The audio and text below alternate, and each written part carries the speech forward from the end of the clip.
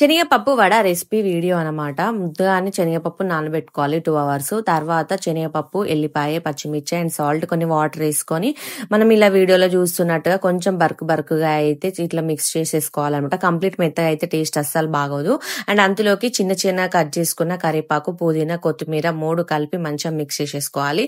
పుదీనా అయితే కంపల్సరీ, ఆ ఫ్లేవర్ ఉంటేనే మనకు శనగపప్పు వడ అనేది టేస్ట్ ఉంటది. నెక్స్ట్ ఇంకా అన్ని కలిపేసుకొని అయితే మిక్స్ చేసేసుకొని పక్కన పెట్టేసుకోవాలి.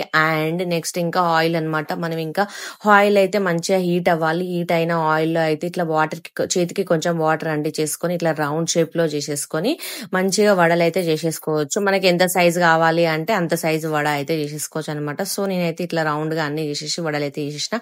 మాక్సిమం ఒక 10-15 మినిట్స్ మీడియం ఫ్లేమ్ లోనే మనము హీట్ చేయాలి. ఎందుకంటే లోపల కొంచెం కుక్ అవ్వాలి.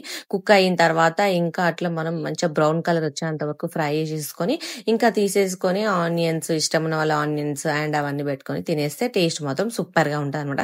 సో ఈ ఫైనల్ రెసిపీ ఎంతమందికి నచ్చిందో కామెంట్ చేయండి, లైక్ చేయడం మర్చిపోద్దు. అండ్ కొత్తగా చూసేవాళ్ళు ప్లీజ్ సబ్స్క్రైబ్ చేసుకోవడం అయితే అసలు మర్చిపోకండి.